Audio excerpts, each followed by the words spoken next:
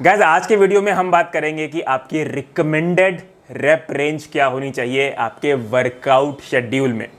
सबसे पहले आप एक चीज समझे कि जो रिकमेंडेड रेप रेंज होती है वो डिपेंड करती है आपके वर्कआउट गोल के ऊपर। आपका गोल क्या है? क्या वो मसल हाइपरट्रॉफी अचीव करना है, या वो मसल स्ट्रेंथ अचीव करना है, या फिर वो पावर अचीव करना है, या मसल एंड्योरेंस अचीव करना है? तो इन सब गोल्स के हिसाब से ही आपकी रेप रेंज डिफाइन होती है, आपकी रेप रेंज रिकमेंड की जाती है। आज के वीडियो में मैं आपको रेप रेंज इन चारों गोल्स के हिसाब से बताऊंगा। तो सबसे पहले हम बात करते हैं कि अगर आपका गोल मसल हाइपरट्रॉफी है, यानी कि मसल मास अचीव करना है, मसल साइज अचीव करना है, तो आपकी रेप रेंज कितनी होनी चाहिए?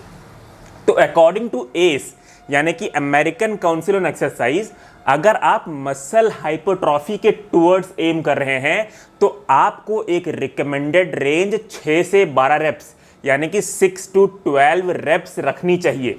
और इस चीज को मल्टीपल साइंटिफिक स्टडीज भी सपोर्ट करती हैं। उन साइंटिफिक स्टडीज की हम बात करेंगे आगे इसी वीडियो में।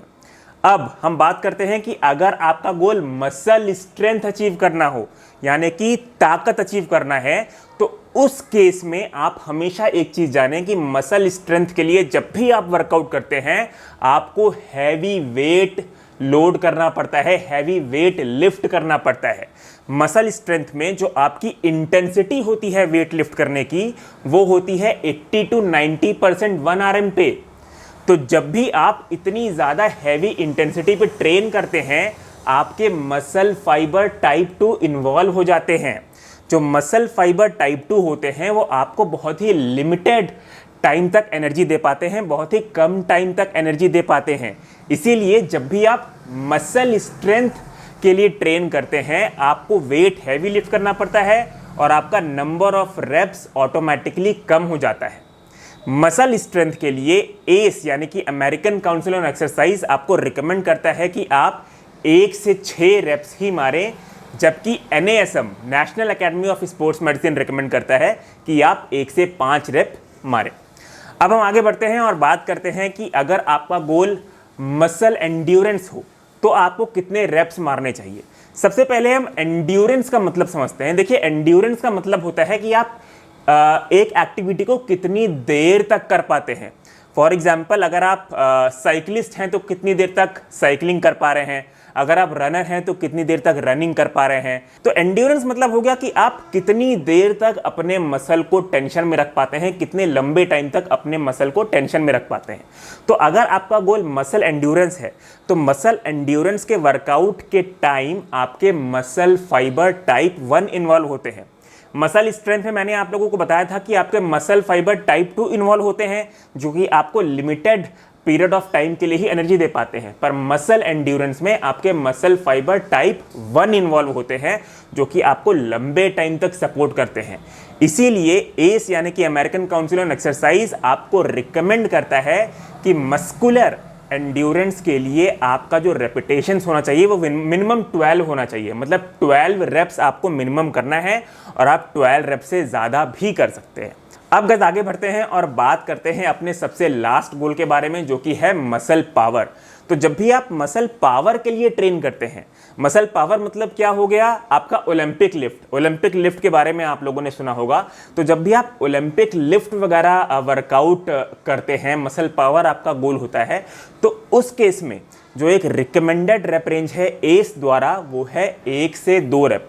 पावर में 1 से 2 रेप रेंज ही आपको क्यों रिकमेंड की जाती है? क्योंकि पावर में जो आपकी वर्कआउट इंटेंसिटी होती है वो काफ़ी ज़्यादा होती है। मतलब मसल स्ट्रेंथ में जब आप ट्रेन करते हैं तो आप 80 to 90% 1 RM पे ट्रेन करते हैं, पर मसल पावर के लिए आप उससे भी ज़्यादा हैवी इंटेंसिटी पे ट्रेन करते हैं। मसल पावर में जो आपकी इंटेंसिटी होती है वो 90% 1 RM से भी ज़्यादा होती है। इसीलिए एक recommended rape range muscle power के लिए है 1 से 2 रेप। तो गाइज ये तो कुछ गाइडलाइंस हो गई जो एस आपको रिकमेंड करता है आपके गोल के हिसाब से कि आपको एक पर्टिकुलर गोल के हिसाब से इतनी रेप रेंज रखनी चाहिए।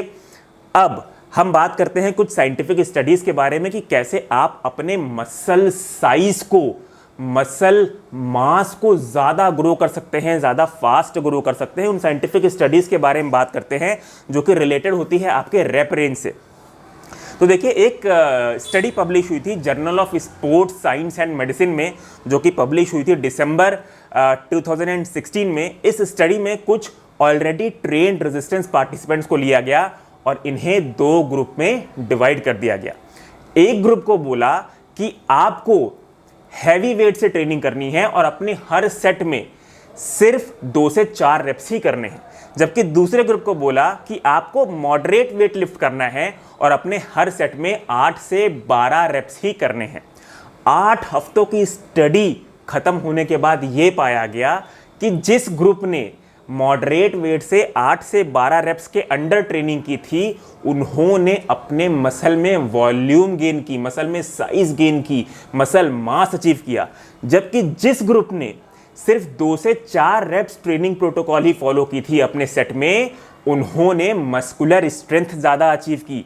तो गाइस साइंटिफिक लिटरेचर में भी ऐसा बोला गया है, ऐसा पाया गया है कि अगर आप हैवी वेट लोड से कम रेप्स की ओर ट्रेन करते हैं तो आपकी स्ट्रेंथ गेन होती है, और मॉडरेट वेट से आप 8 से 12 रेप्स की ओर ट्रेन करते हैं तो आपकी मसल वॉल्यूम यानी कि मसल हाइपोट्रोफी ज़्यादा बढ़ती है। इस स्टडी के बारे में जो मैं बात किया हूँ, ये स्टडी कोई ऐसी वैसी स्टडी नहीं है। ये स्टडी की थी ब्रैड शॉनफेल्ड ने, जो कि एक life time drug free natural body builder हैं। इन्होंने बहुत सारे बॉडी बिल्डिंग टाइटल्स भी जीते हैं नेचुरल बॉडी बिल्डिंग में, और इन्हें हाइपरट्रॉफी स्पेशलिस्ट भी बोला जाता है। जो ये रिसर्च की लिंक है ये डिस्क्रिप्शन बॉक्स में है, आप जाके पढ़ सकते हैं। सिमिलरली मसल हाइपरट्रॉफी में रेप रेंज को लेके एक और स्टडी भी हुई। 2009 में एक सिस्टमैटिक रिव्यू हुआ जिसमें मसल हाइपरट्रॉफी ट्रेनिंग टेक्निक को जब इवैल्यूएट किया गया तो उसमें भी यही बोला गया कि एक recommended rape range muscle hypertrophy की 6 से 12 रेप्स होनी चाहिए। तो गाइज ये हो गए साइंटिफिक लिटरेचर की बात। अब 3 बहुत ही इंपॉर्टेंट रूल आप नोट कर लीजिए अपने माइंड में अगर आपको फास्टर गेन्स हासिल करना है।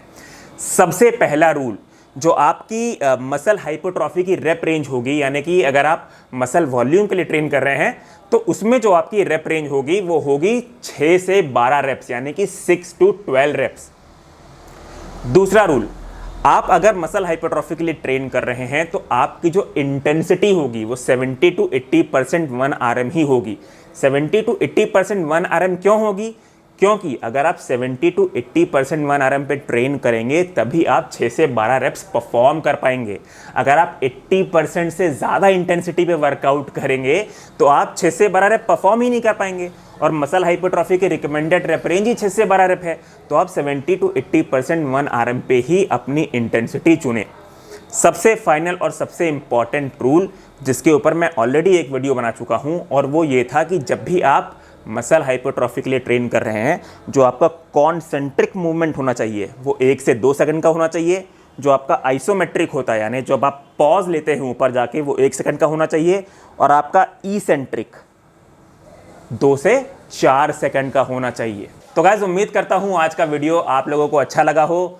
आगे आने वाले वीडियोस में हम बात करेंगे साइंटिफिकली कि आपको कितने सेट्स इंक्लूड करने चाहिए अपने गोल्स के हिसाब से। सिमिलरली हम ये भी बात करेंगे कि आपको हर सेट के बीच में कितना रेस्ट लेना चाहिए और हर एक मसल को कितना रिकवरी टाइम देना चाहिए। मतलब अगर आपने मंडे को चेस्ट किया है तो सेम वीक में आप चेस्ट का वर्कआउट दोबारा कब कर सकते हैं, उसके बारे में भी हम आगे आने वाले वीडियोस में बात करेंगे। तो गाइज मेक श्योर कि आपने ऑल अबाउट न्यूट्रिशन को सब्सक्राइब किया हो, और प्लीज़ गाइज ऐसे साइंटिफिक वीडियोस, ऐसे इंपॉर्टेंट वीडियोस अपने फ्रेंड्स लोगों के साथ भी ज़रूर शेयर करें ताकि उन्हें भी उनके गोल्स में मदद हो। जय